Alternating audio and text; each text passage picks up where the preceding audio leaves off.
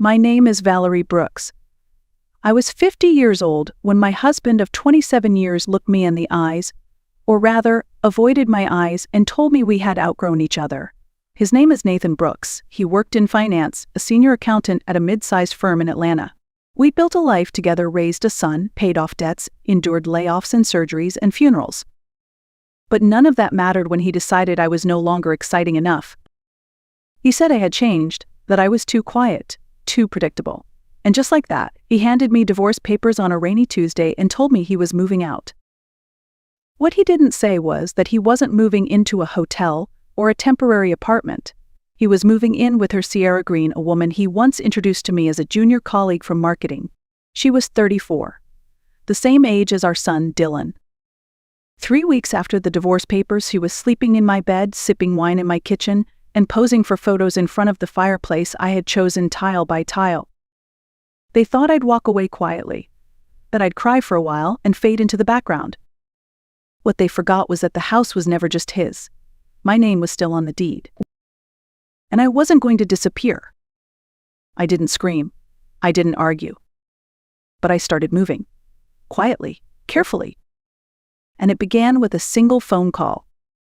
I remember sitting at the kitchen table, the same one where I used to pack Nathan's lunch and help Dylan with his homework, when he told me the marriage was over. He couldn't even meet my gaze, just stared at his coffee like it held the answer to his guilt. I wasn't angry at first. I was stunned. I kept thinking, how does someone throw away nearly 3 decades like that? I had given up a major promotion at the bank when Dylan was born because Nathan's work hours were unpredictable. Someone had to be home. That someone was me. I managed the household. I kept our finances balanced, cooked every meal, folded laundry, and for 2 full years, I took care of Nathan's ailing mother in our guest room without a single complaint. I didn't want much, just mutual respect and loyalty. But apparently loyalty had an expiration date. Days passed, weeks, and then one morning I received a letter in the mail, not from Nathan. From her. It was printed on pale pink stationery, the kind you might use for a baby shower. It read, "Dear Valerie, please arrange a time to collect your remaining belongings. Nathan and I are settling in, and we prefer to begin this new chapter without disruptions. Mornings are best. Sincerely, Sierra Green." I sat there holding the letter, the teacup in my hand slowly going cold. My fingers trembled not from sadness but from something deeper. Rage? She called me a disruption. In the very house I helped buy, in the home I worked for, paid into, repaired, cleaned, and protected. She moved in like she owned the place. But I was about to remind them both that ownership comes with paperwork. And my name was still right there on the mortgage, untouched. They thought I was going to beg. They were wrong. I was about to teach them the cost of forgetting who helped build the life they were now living. The moment I read that letter, I knew I needed more than just emotional closure. I needed legal clarity. So I called Maya. She's been my best friend since college and a family attorney for over 20 years. She's the kind of woman who speaks softly but never wastes a word. When I explained everything, she didn't gasp or rant. She went quiet. Then she asked, "Is your name still on the deed?" I said, "Yes." Nathan never refinanced, said it was too much of a hassle. Maya paused. "Did he ever buy you out of your share of the property?" "No," I said. "Then legally," she said slowly, "you still own half the house." I blinked. "What does that mean?" "It means you can file a partition action, force a sale, or demand that he and Sierra buy you out at fair market value. Either way, they have no legal right to keep you out." I sat there in silence, looking out at the dogwood tree, blooming in my front yard. The petals were starting to fall, just like all the illusions I used to hold about Nathan. "Let's do it," I said. 2 days later, Nathan called me. His voice was sharp, coated in false concern. "Val, did you really hire a lawyer?" "Yes." "Why? Why make this harder than it has to be?" I kept my tone calm. "You already made it hard. I'm just following the path you laid out." He tried to guilt me, said I was bitter, that Sierra didn't feel comfortable with me hanging around in their new life. I didn't raise my voice. I simply said, "Then maybe she shouldn't be living in a house that still has my name on the title." He hung up. Sierra emailed me again later that week. This time the tone wasn't fake sweet, it was condescending. She said I was humiliating myself, that I needed to let go, that Nathan deserved a fresh start, and I was clinging to a dead marriage. I didn't respond. Instead, I called Maya and said, let's turn up the heat. We filed the partition paperwork that same week. Everything was clean, airtight, and legally sound. This wasn't revenge, this was restoration. I wasn't making noise, I was making moves. And they never saw it coming. Nathan thought I was weak. Sierra thought I was irrelevant. But I was neither. I was a co-owner. I was patient. And I was done being quiet. The email Sierra sent told me to schedule a time, but she forgot one detail: Nathan never changed the locks. So I didn't schedule anything. I simply showed up. It was a sunny Friday morning when I pulled into the driveway. The same driveway where I once taught Dylan how to ride a bike. Now a white BM sat parked in my spot, hers of course. I sat there for a moment, gathering myself. I wasn't there to cause a scene. I wasn't there to shout or cry. I was there to collect the last of my things. With the same key Nathan gave me 20 years ago. The door clicked open like it always had. I stepped inside and paused. It looked familiar, but it wasn't home anymore. The couch was the same, but everything else had changed. The walls were painted a sterile beige, like a waiting room. The family photos I once hung were gone, replaced with framed quotes, things like "good vibes only and manifest happiness." It looked like a Pinterest board with no soul. I walked into the kitchen. She had rearranged everything. My spice rack was gone. The mason jar where I used to keep my tea bags now held gluten-free granola bars and organic lollipops. I felt a fire rising, not grief, not nostalgia, just heat. And then I heard her. Sierra came down the stairs in one of Nathan's old t-shirts. She froze when she saw me. "What are you doing here?" she asked. "I came to get my things," I said, holding up the printout of her own email. "You were supposed to schedule a time," she snapped. "We have rules, boundaries." I walked past her, slow and steady. "Well, sweetheart, as long as my name's still on this house, I'll come and go as I please." Her cheeks turned red. "Nathan will hear about this." "Good," I said. "He should have been the one to greet me." I packed in silence. A few books, a photo of Dylan as a baby, a necklace from my mother. I wasn't taking much. Not because I didn't have the right, but because I didn't need anything from that house. I had already decided I would never live there again. Not because I couldn't, but because I wouldn't give them the satisfaction. Just a few days after my quiet visit, Maya called. "The court accepted the partition action," she said. "They'll be officially notified tomorrow." "Do I have to deliver it?" I asked. "No," she said with a smile in her voice. "Let the system slap them." And it did. Nathan called me 4 times the next day. I didn't pick up. His voicemail was frantic. "Valerie, what are you doing? This is insane. You're forcing us to sell the house." Yes, I was. After all he'd done, he still believed the house was his. He thought I would just walk away because that's what I had always done, kept the peace, stayed quiet. Not this time. He called again the day after. I finally answered. "Val, we need to talk." "So talk," I said calmly. "Why are you doing this?" "You mean why am I forcing a sale of a house I still legally own?" He went silent. "You know we can't afford to buy you out right now." "Then maybe," I said slowly. "You should have thought of that before you moved her in." His tone shifted, softer, like the Nathan I used to know. "You don't need this kind of stress," he said. "No," I agreed. "I don't. But you brought it on yourself." Then I hung up. 2 days later, Sierra called me, not texted, called. Her voice was shaky.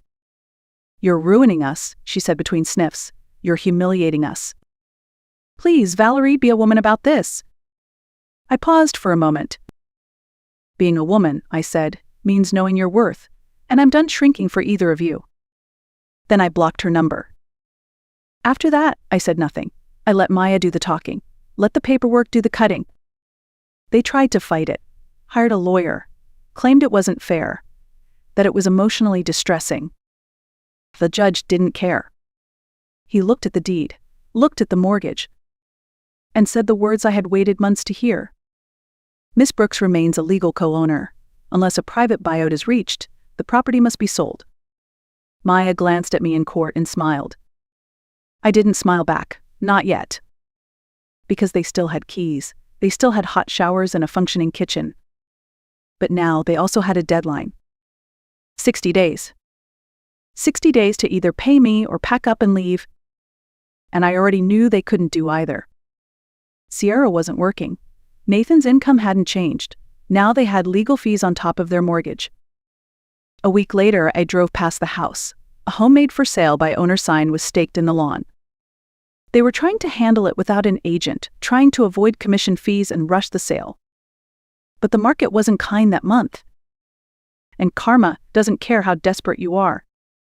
I went home, sat at my new kitchen table, a smaller, humbler one but mine, and I lit a candle, not for them. For me. Because this wasn't about destruction. It was about restoration. And they were just beginning to understand what it felt like to be erased from something they once thought was theirs. By week 5, a serious offer came in, full asking price, no contingencies. The buyers were a young couple from North Carolina, expecting their first child. They loved the garden, the open layout, the quiet street. Maya called me first. They want to close in 2 weeks. I said, perfect. That same day, Nathan texted me. We need to talk about staging. I didn't respond. Then came a second message. Please don't remove everything. Sierra's feeling really exposed right now. I nearly laughed. She hadn't felt exposed when she wore my husband's shirt and called me pathetic in my own kitchen. But I took a breath, stayed silent, and forwarded it to Maya. She handled everything. I didn't step foot in that house again. That was by design. Let them feel the walls closing in.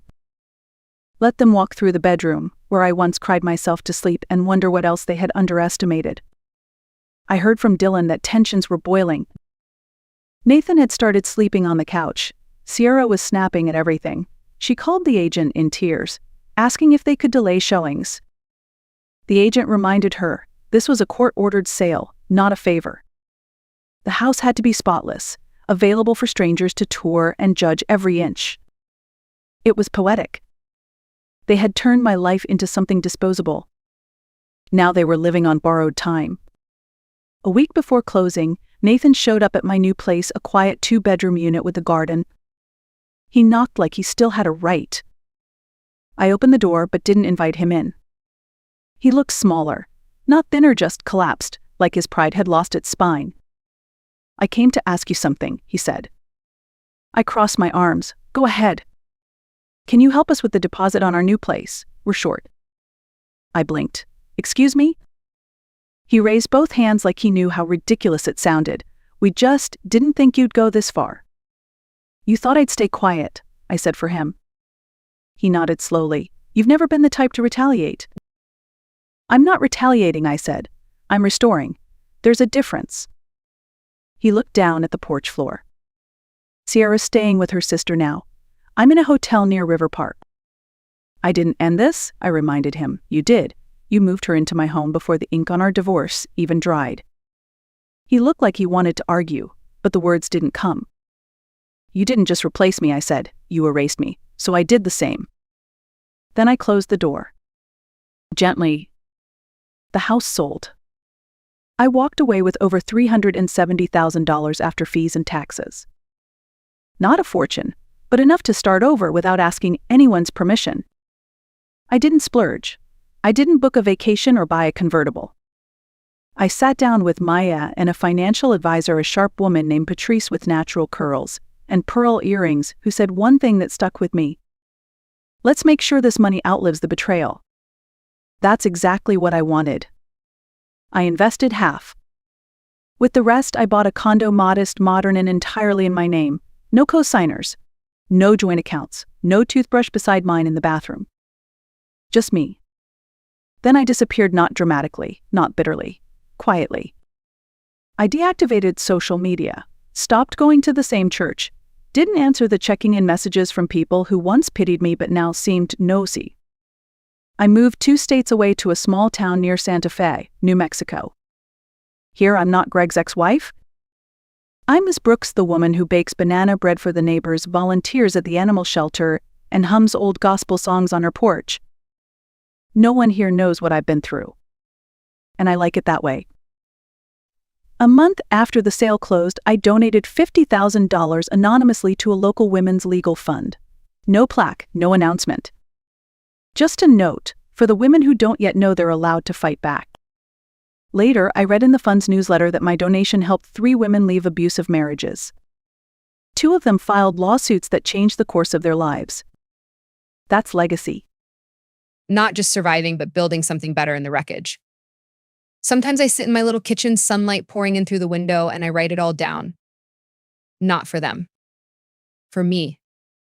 To remind myself that I walked through fire and came out clean. Greg didn't just lose a wife.